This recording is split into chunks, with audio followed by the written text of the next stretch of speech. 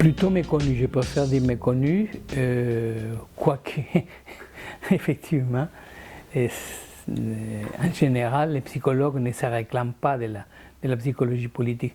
Et je pense qu'effectivement, certains ne la connaissent pas du tout. Alors l'explication peut être double. D'une part, parce qu'il y a un phénomène dominant qui sont les modèles américains qui est arrivé en France vers les années à la fin de la guerre.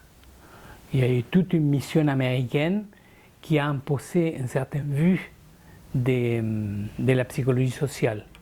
Et c'est ça qui a déterminé que d'une certaine manière on a gommé ce qu'étaient les antécédents, curieusement, du fait que la psychologie politique elle est typiquement française. Elle est née avec des auteurs comme Gustave Le Bon, mais on peut la retrouver indirectement avec toute une série d'historiens qui sont autour. Et il faudrait faire vraiment une recherche très particulière que j'ai essayé de faire, en essayant de montrer comment quelques auteurs se sont inspirés du problème du politique, mais qu'ils les ont analysés d'un point de vue psychologique. Donc je crois que le premier phénomène c'est ça. Historiquement, il y a une présence de la psychologie sociale américaine qui est fondamentalement expérimentaliste et qui a gommé les antécédents. Et l'autre, la dispute qui a existé vers les années 20-30 en France entre Durkheim et les auteurs de psychologie sociale, concrètement avec Gabriel Tarde, qui ont abouti à la victoire de la sociologie et à la disparition presque de la psychologie sociale, j'entends bien. Donc voilà pourquoi je crois que c'est resté dans la pénombre.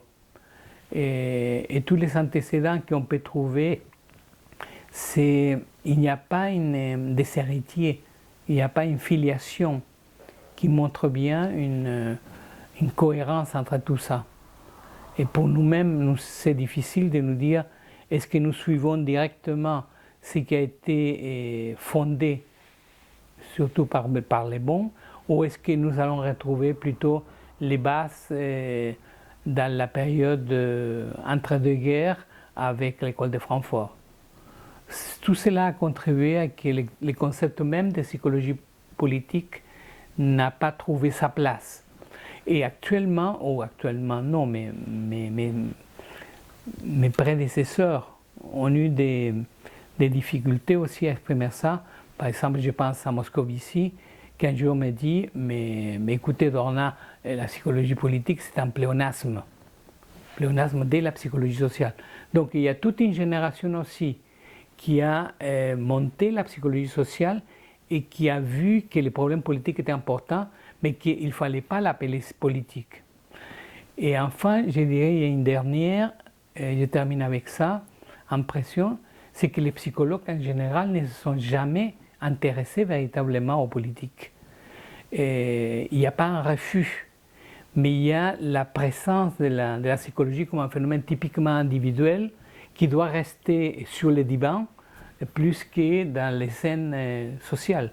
Et là, ça fait qu'effectivement, c'est difficile de prendre la question. C'est un problème qu'on a débattu.